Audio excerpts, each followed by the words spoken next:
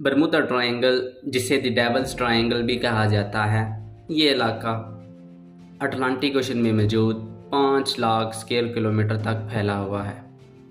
یہ علاقہ Bermuda, Florida اور پورٹو ریکو کو ملا کر ایک ٹرائنگل بناتا ہے، جس کی وجہ سے اسے برمودا ٹرائنگل کہا جاتا ہے۔ سن 1493 میں کرسٹوفر کولمبس نے سب سے پہلے پورٹو ریکو کو ڈسکور کیا، اور اس نے مزید یہ دیکھا کہ آسمان سے ایک آگ کا گولا سمندر میں گر رہا تھا، اور اس نے مزید یہ بتلایا کہ جیسے ہی اس کا جہاز سمندر کے اس ایریا میں گیا تو اس کے جہاز کے تمام آلات نے کام کرنا چھوڑ دیا۔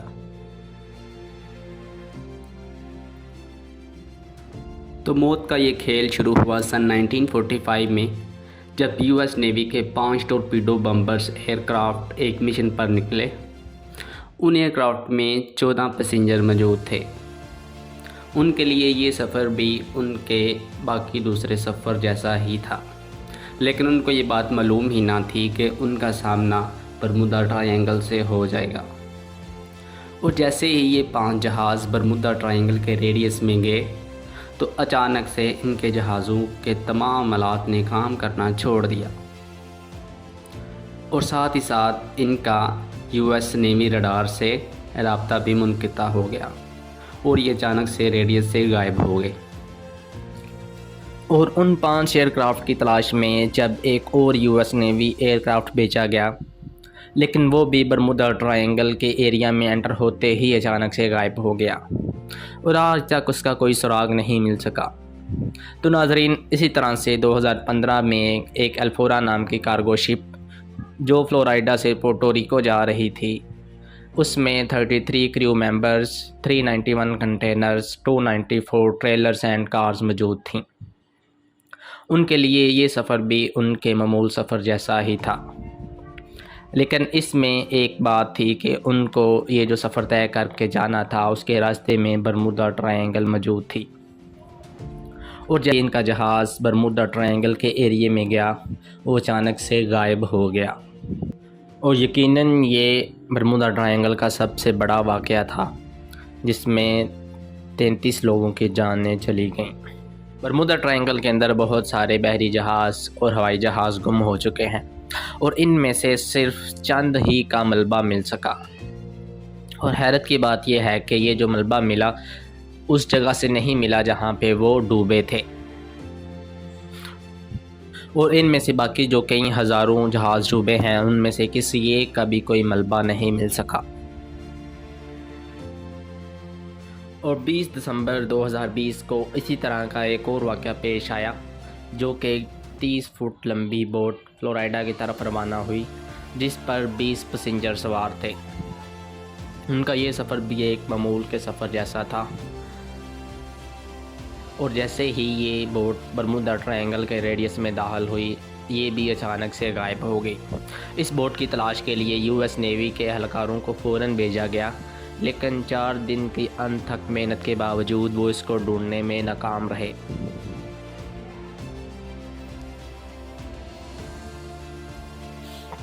اور ان تمام حادثات کے پیچھے آخر کیا ہے، اس چیز کو لے کے کافی زیادہ تھیوریز پیش کی جاتی ہیں۔ کچھ لوگوں کا کہنا ہے کہ اس جگہ پہ ایلینز رہتے ہیں، جو کہ کسی بھی اس ایریا میں آنے والی چیز کو اڑا کے لے جاتے ہیں، اور کچھ لوگوں کا ماننا ہے کہ اس جگہ پہ سی مانسٹرز رہتے ہیں، جو اس میں آنے والی ہر چیز کو غائب کر دیتے ہیں۔ اور ان میں سے بہت زیادہ تعداد یہ بھی مانتی ہے کہ اس جگہ پہ دجال رہتا ہے، جو کہ ان چیزوں کو غائب کر دیتا ہے۔